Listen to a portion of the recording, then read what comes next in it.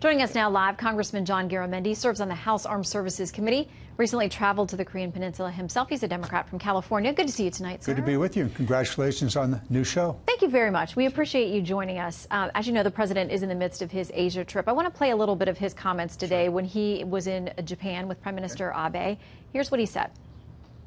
The era of strategic patience is over. Some people said that my rhetoric is very strong, but look what's happened with very weak rhetoric over the last 25 years. Look where we are right now. What do you think about his rhetoric? It is very, very dangerous.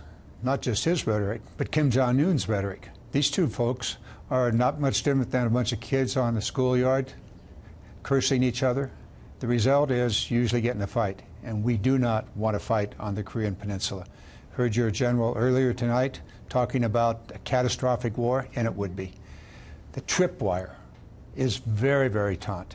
There is almost every year some sort of an incident between North Korea, South Korea. Occasionally, the United States troops are involved in that. If that were to happen with this rhetoric going back and forth, it is extraordinarily dangerous. Well, the president there says, listen, we've been doing the same thing for 25 years. I think it's important that they know the military option is back on the table. He points to the sanctions and other things and says, we are finally making progress. What do you say? Well, I hope we are.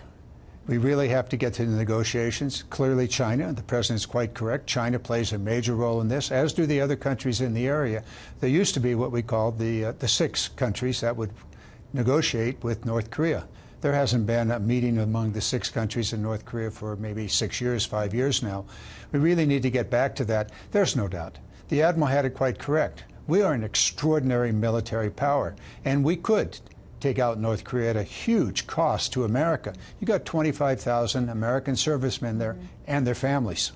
So it's not just the servicemen and women, it's their families also. It is very dangerous. When we were there were conversations that my wife had with spouses, and they know they're in a dangerous situation. And 20 million or 25 million Koreans in Seoul.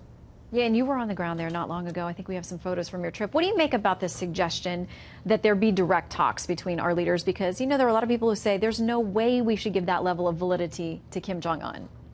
We already have. What do you think this back and forth is between the president? Tweets and language. Those are very direct communications back and forth between these two It's not sitting down to negotiate over a nuclear program, though. It's not that.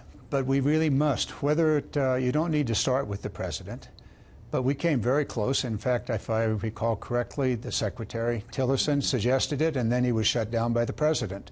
But we really should get those talks underway. There are other interlocutors that could be involved, certainly China, but there are different ways. You've got to get to the negotiating table. Think back to the 90s. In the 90s, we knew that the North Koreans were developing a nuclear weapon, and it was put on hold. A deal was cut. Unfortunately, that deal fell apart. Different reasons for it. Part of the reasons was that the United States refused to ante up the money that was promised. There are probably reasons why we didn't. I wasn't around at the time, but we were successful then in negotiating a halt to their nuclear program.